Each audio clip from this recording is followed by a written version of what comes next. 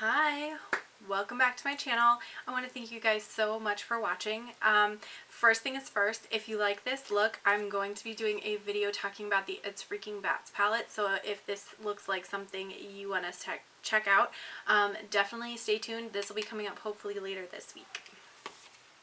But today's video is my purchase or pass video, and I'm so excited.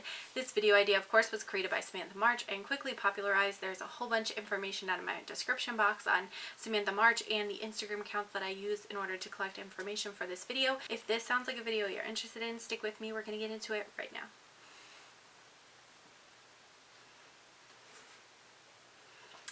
We'll go this way this time.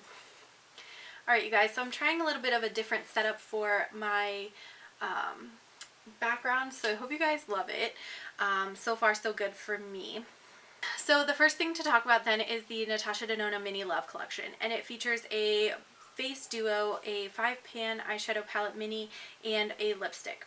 Now, immediately, as soon as I saw all this stuff, I was like, yes, I'm buying all of it. I want it. And then I saw that the bundle together was $80, and I was like, oh, okay, let's hold on.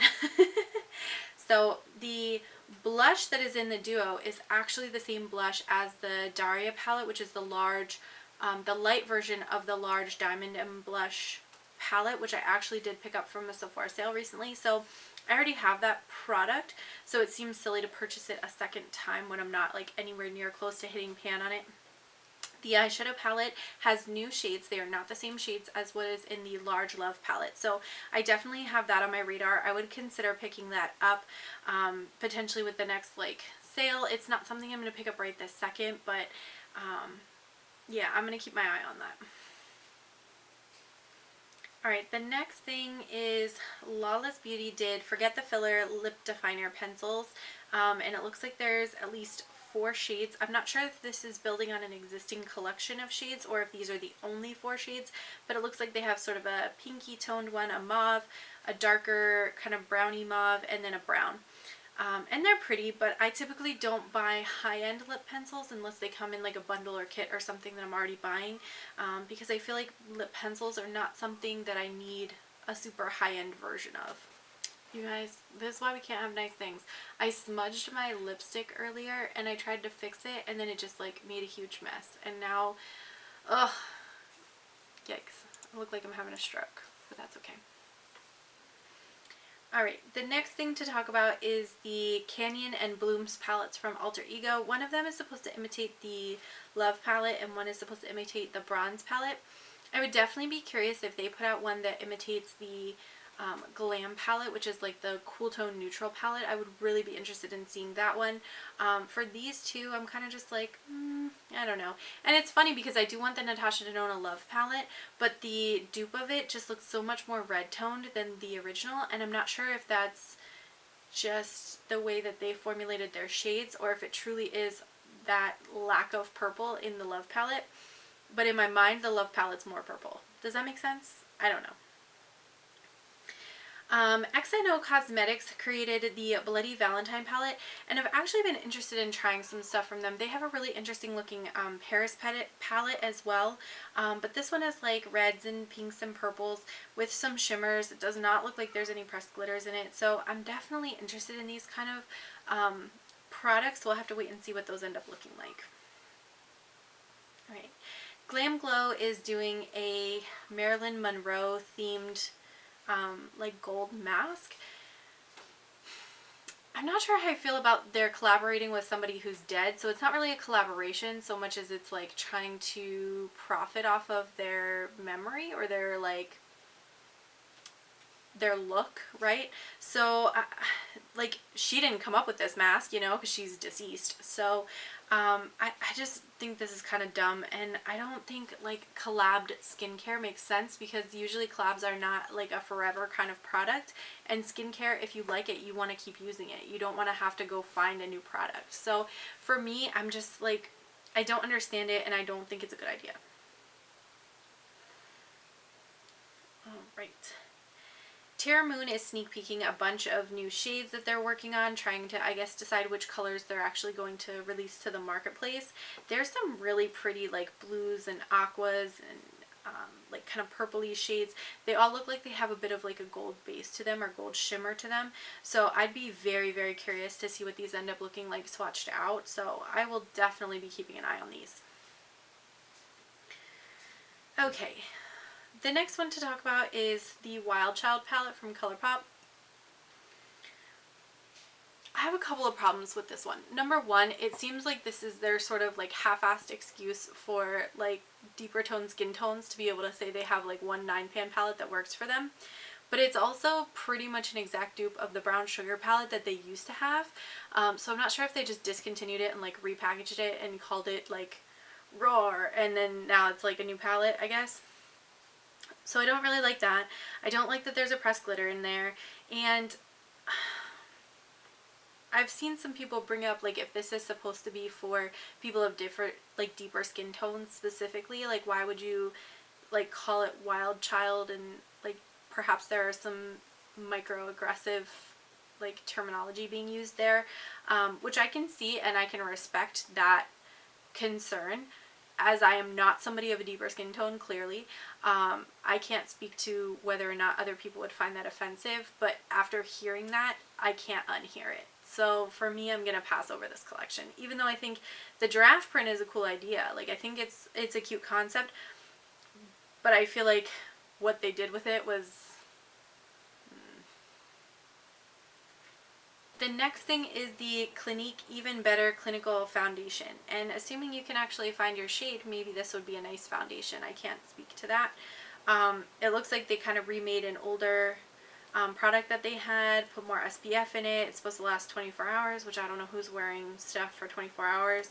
And it comes in 42 shades, but it's like 42 shades of mostly beige and like 1 or 2 medium toned browns. So that's awkward. Like, I'm not going to pick this up. I think that shade range is really weird, and coming off of, you know, the discussions that we're all having in the community about Hourglass and, you know, when Tarte pulled their nonsense with their foundation, like, I think this would be the time that you would learn from your mistakes and really do better. So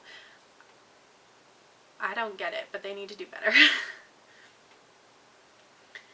Alright, the next thing to talk about is the Venus liners from Lime Crime, and I feel like they haven't come out with a lot of products recently, so this is kind of interesting. Well, they did come out with those 2 things that looked like they were like Makeup Revolution, but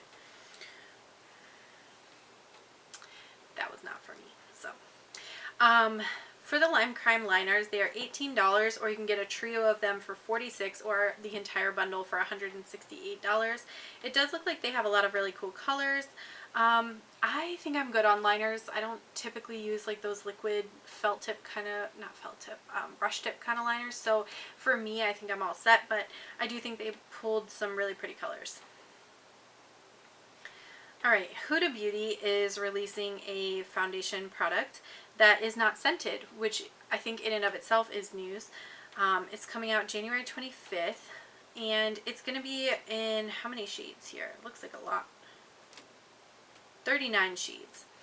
Now, their shade range does appear to go a lot darker, which I can definitely respect that, but I do still think they have a lot of light shades compared to how many dark options they have. So I think it's better than the Clinique one, but I still am not interested in picking this one up. I'm not a big fan of Huda Beauty, and I really don't like, you know, super full coverage kind of stuff, so I tend to pick like lighter or light to medium coverage, or even like CC creams, because I like that formulation better. Alright, Spoiled Lips Cosmetics is restocking their Nevermore palette on the 22nd, and I think this palette, like the mattes in this palette look so pretty. These blues and teals, and then you have like a periwinkle and sort of like an aubergine kind of shade. I think those are all so pretty. I don't need any of these pressed glitters though, so I probably won't pick this palette up, but I do think that the color is really pretty, and based on the picture, it looks like it's those really soft buttery mattes, so I'm here for that. So the next thing to talk about is the Anti-Valentine's Day palette from Killer Queens Cosmetics, and it is 12 shades, 9 are duochromes, 2 multichromes, and 1 matte, and it retails for $120. Now, the first time I saw this palette, I messaged it to my aunt, BTK Unfiltered, and she was like, oh, that must be like a typo or something, right? Like, it's $12 for the palette, or maybe $20 for the palette, and I was like, no girl, they're charging $120 for this palette. And of course, we were not the only ones to like raise eyebrows on that. And so the company released a statement and basically said that because they had this artist that was hand etching this middle finger logo into the mirror, which basically makes the mirror unusable, and because these shades were so like fancy that they had to charge that price, and there was just no coming down lower on the price. Whenever I think about the fact that multi-chrome shades coming from somebody like Clionadh, right? When they are releasing their multi-chrome shades, they are running anywhere from about $15 to $25 Canadian, which is probably like $10 to $18 American. I'm like, okay, so at least, let's say 40 bucks is coming into the two multi-chrome shades that you have. Sure. If they're as high a quality as the Clionadh ones, which again, I can't say. The other ones are duochromes, which, I mean, even as far back as like 2016, 2018, Marlene Estelle was selling them for $9 a shade. So, I mean, maybe you could get, let's see, and that's back in 2018, so I'm really not going to say that that's the same price as now. And then one matte shade, that doesn't cost anything. So, I still think that the price is too high. I don't care about a hand-etched mirror. I really don't. I don't care about, you know, for the quality that I'm going to assume that there is based on what I'm seeing in the picture, I can't justify $120. That's what I'm going to leave it as. I picked up the It's Belle Break the Rules palette, and I should have a review coming out on this here shortly. That actually has some shades similar, very similar to what I'm seeing in this Killer Queens Cosmetics. So I don't know if those are shades that are like stock formulated somewhere and indie companies are buying them. I can't say, but $120 feels very, very overpriced. I don't care what kind of mirror you have in there.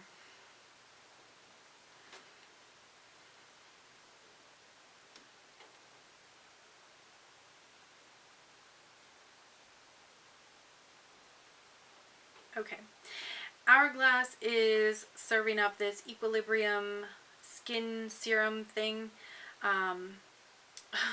The Day Fluid is $105, and the Biometric Skin Active Serum, which is the night fluid, I guess, is $150 for 28 mLs or $240 for 50 mLs. Unless literally the essence of the soul of my enemies is distilled into this bottle, I don't know how you're charging $120, $150 or $240. Like, those prices are just like fantasy Monopoly dollar prices to me. Like, I would just never get $100 and anything dollars of use out of a skin serum. Like, I can't even fathom it. I just can't. That's a no for me. KVD is coming out with some lashes. I don't know if they had lashes before or not, but they released like what appears to be 3 different pairs of lashes, and I do think that they're really pretty. So at some point, if they go on sale, because I'm gonna guess they're probably around 20 bucks, but if they ever go on sale, I would definitely consider picking up some of those.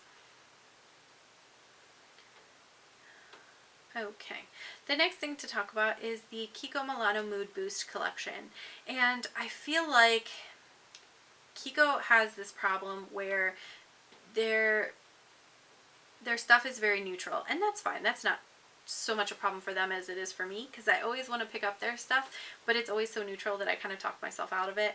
But they're still just making like face products that don't appear like they're going to work on like a variety of skin tones. I feel like they're going to work on light skin tones only, so I'm kind of like about that. The lip products do look really pretty. They have like some lip pencils that are like kind of those chunkier, kind of like a lippy stick. So I think those look really pretty, but I don't think I like desperately need to go out and purchase any of those products. Okay. This one kind of got me. Lorella Cosmetics is coming out with the Totally Tubular eyeshadow palette, and it is totally 80s vibes. There's 20 colors in the palette, and it actually kind of reminds me of some of the shades from the Juicy Boost palette from Colored Rain. but since that palette didn't get such good reviews and this one is only $22, I'm much more tempted by this one than I am by the other one. So I know my aunt is picking this one up, so if you want to see a review on it, definitely check out her channel. But I'm so tempted to pick it up myself too. Like, this looks so cute. Alright, the next thing is Notoriously Morbid is doing a Rip My Effin' Heart Out palette, and it's $67.99. It is 12 shades, and I'm not a huge fan of the packaging. The colors are okay, but I feel like for those colors, I already have things in my collection that kind of mimic those colors, so there's nothing about this palette that I like need to have right this second. So for me, I'm going to pass on that one. Alright, Five Below. Oh, I mean Nikita Dragon. Nikita Dragon is coming out with a birthday collection, and it is a 5-pan dragon egg palette, again with this like weird cartoon face on the front, and 3, I think, lip glosses? Yeah, 3 shades of lip gloss. I am not a fan of her stuff. I think this looks real cheap, and I just don't like any of it. So I'm going to pass on all of that. I don't know who's picking it up, but good luck to you. I hope it's good.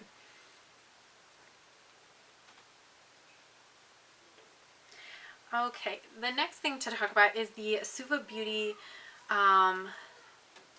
So Suva Beauty created this palette a while back, and they put 4 like sort of iridescent toppery kind of shades in the palette, and people asked to have that released as a quad. So Suva Beauty did go ahead and make that as a quad. There's sort of a pinky one, a golden one, a blue one, and a green one.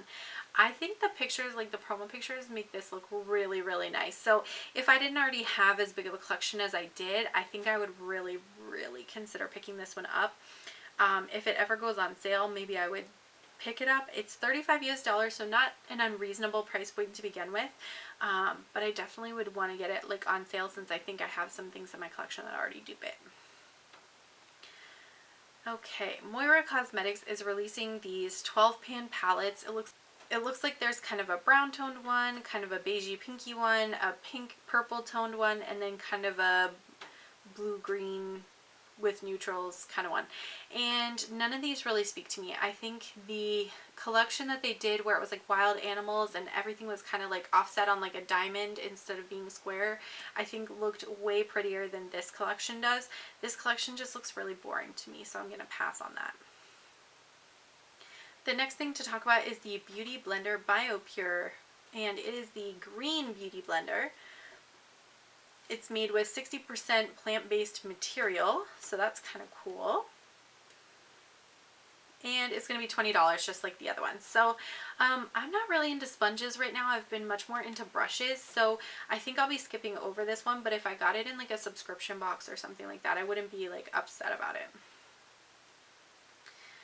The next thing to talk about is the MAC Cosmetics and Cacao Friends. I hope I'm saying that right. I really am not sure.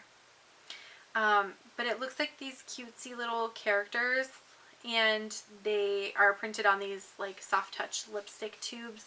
And then I don't know if this is like a powder or what else they're coming out with. Yeah. So it's a cushion powder. So I think this looks really cute. It's definitely more interesting than the Sims collection that they sort of released. Maybe I would pick up, there's one that has like this little, it almost looks like a little peach dumpling or something. He looks real cute. So I might pick up one of those. I don't know. We'll see. Alright, Sephora is coming out with a collection of Zodiac inspired lip products. They have 5 satin finish, 4 mattes, and 3 metallics.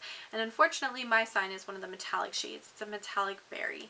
And I just don't feel like I need it. I'm not drawn to it. So I will probably skip out on this collection just because I don't need that.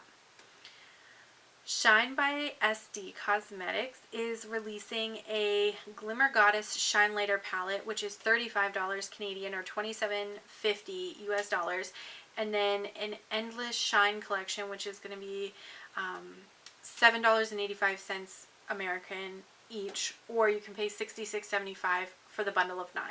And these shades look really, really pretty in the pans. Like there looks like some iridescent kind of ones, and then a couple that have like a pinkier, purplier base to them.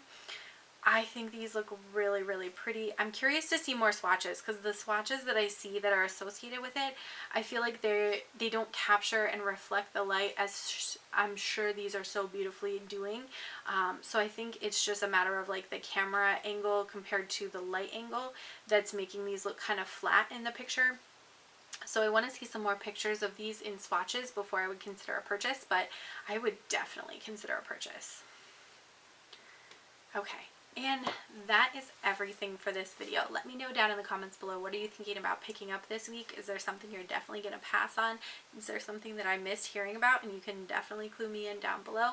Don't forget to like and subscribe to the channel, and I'm going to catch you in my next video. Bye!